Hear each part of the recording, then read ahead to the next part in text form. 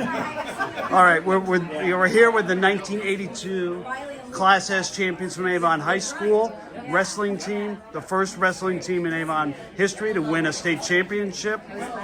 Gentlemen, what are some of the memories that you have about that special year? He drank a lot of water. A lot of water. Doing a lot of running and sweating. Taping up the freshmen. He sweated a lot. He sweated a lot. He had to. I've come a lot of weight. Me and Matt were what Riccio used to call fat and happy. Remember that? We swap back and forth. Yep. I'll tell you this. Okay. That was Pulaski's last year. Mm-hmm. They were the favorites to win the Class S championship, and we beat them. And I was cutting at least 20 pounds from like 130 down to 107. I just grew that year, didn't know it. And I remember being on the scales, and Coach Campagna, who's a legend, may he rest in peace, right? He was standing there right there, and there was maybe a 16th to an 1/8 of an inch, and Coach Riccio and whoever the ref was weighed me in, and that thing was bouncing, and it stabilized, and there was like maybe 3 minutes left, and they certified my weight, and that year I took second. And that was the difference to get us over the top to beat Pulaski. Never forget Coach Campagna's face. He rolled his eyes and just walked away because he didn't agree with it. But again, he was a legend. I can remember weighing in at that tournament in my Army boots. Your Army boots? My boots. So I just barely made weight that day. Oh. How about you, Matt? When I got on the scale the next day, I want to talk about weight because I remember, thank God for technology for the new wrestlers. Because I remember, Paul, you and I were eating the lunch, and you had protein pellets and lettuce. And it looked like, I swear, there was a thing to feed rabbits. But you had little pellets of protein and lettuce because you wanted to make sure you had your right balance. Mm-hmm. Who was it that dislocated their finger? Was it Devin? Billy Devin?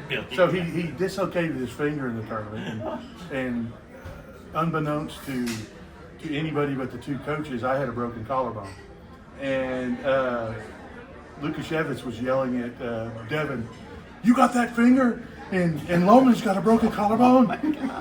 You had a broken collarbone and you wrestled in the Class S tournament? I did. Tape it up. Well, talk about your ankle. Well, the story is I got a phone call that morning, Friday morning, from the hospital. I had broken it the weekend before at the Northwest Conference tournament, and we got a phone call, and they asked if my parents were there, and I said, "This is he." And the hospital told me, the doctor, wherever I had an x-ray, that they found a fracture in the collarbone, and they wanted my parents to know. I said, "Thank you, we'll take him on a follow-up," whatever I said. And I didn't tell Coach Riccio till Saturday, because I wanted to wrestle. Did you tell your parents? No. Well, when you won the stakes, and there's a photo that's scrolling, you got your arm raised. Mm-hmm. Was that the collarbone side or the good side? I'm not sure. I gotta think about it. It was this collarbone. So. But hadn't Pulaski won what, 2, 3, 4 years? They'd won 5 or 7. And we were the underdogs, and somehow we did it. But the other part was, we didn't even have to wrestle in the finals. None of us had to wrestle in the finals to beat Pulaski. I don't even remember. Yeah, we had I remember Coach Riccio saying it afterwards because he didn't want us to become all complacent. But we didn't. We did that. Yeah. That's probably something my dad told him. Yeah. Statistically, you don't have to win. I don't know, but I remember right after weigh-ins, every time, like I'd drink honey, eat oranges, eat candy bars, for the energy, and it just kill you, your diet. And it was like to get the energy. I don't know if it worked. And then Matt drinking gallons of water to make heavyweight to get up there. The bus there. Because you got to ask Eric Johansen, that was your first year varsity, your junior year. Yeah. And you won the state, so tell us what that was like. That was really cool. Because you took a huge jump for it. Well, Randy Levesque is not here with us today. He was the whole thing. He just pushed me so hard. I wanted to beat him so bad that season. I never could. I didn't take him down once the whole season. He would laugh at me like an older brother, beat on me, and I got better and better and better, but I still couldn't beat him, but it paid off at the end. And the one thing I remember about the tournament is my brother-in-law, he's my brother-in-law now, wasn't at the time, was there. He had been a state champ from Weathersfield. And right before the tournament, he came up to me and he started talking to me. And it's like, he could tell I was just deer in headlights. I didn't expect to be there. I was clueless, didn't know what was going on.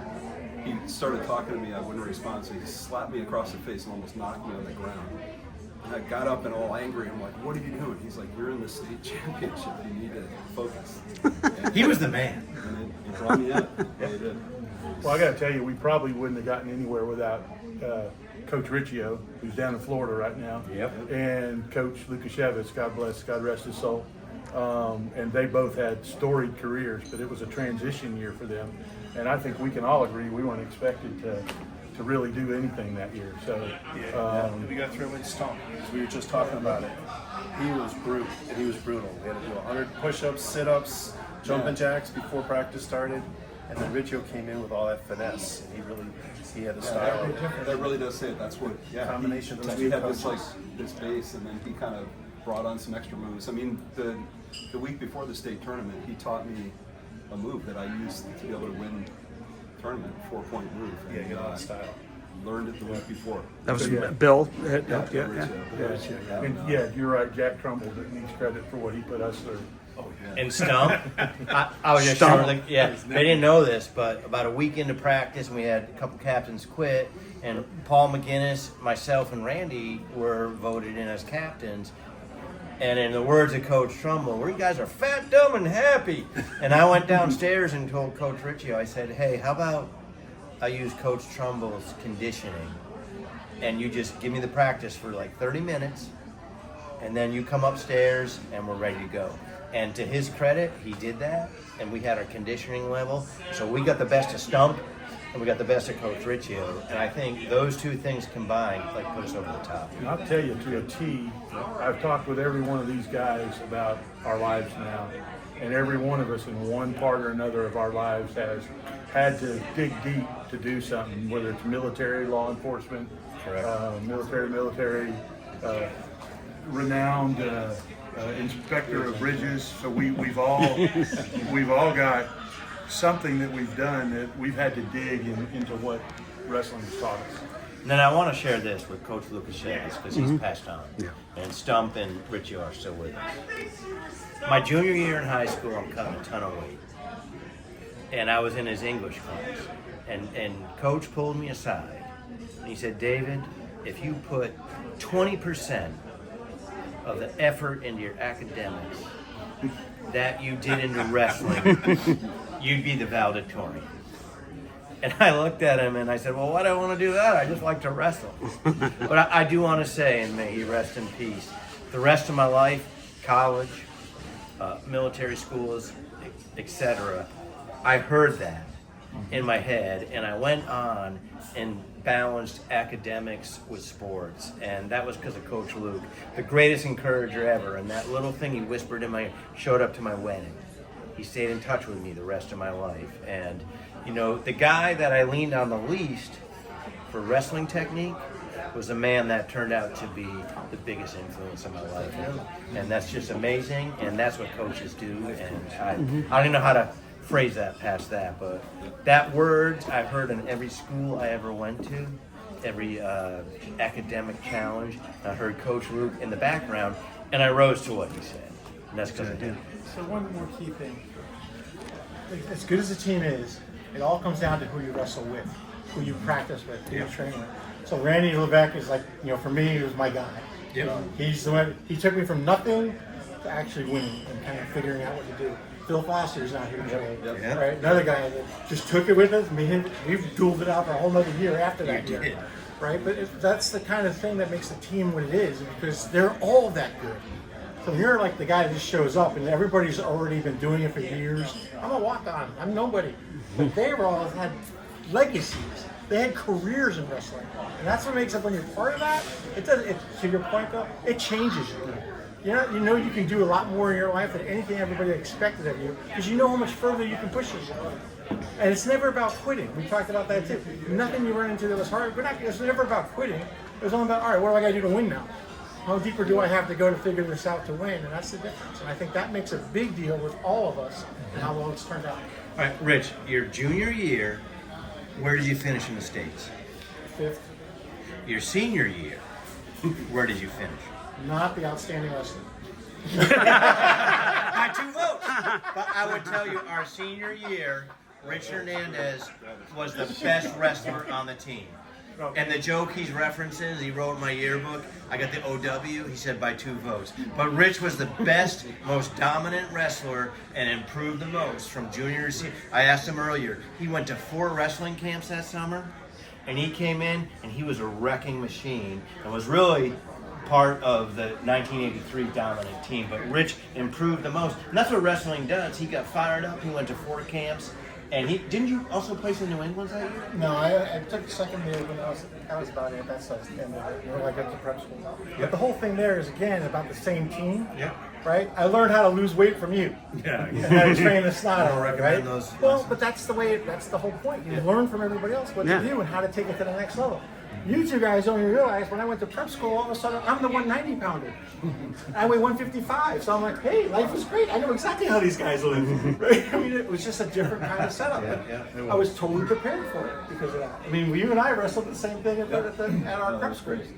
I think the standard was so high our year that everyone had a winning record, so it wasn't Didn't just start that. with a winning record.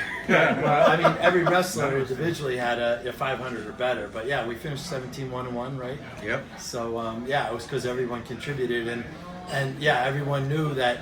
I think someone was saying, you were saying like, hey, I would be embarrassed to lose because everyone before me won, so I don't want to be the one that spoils the shutout. Who was it? That was me. Yeah, who was it? I was his shutout.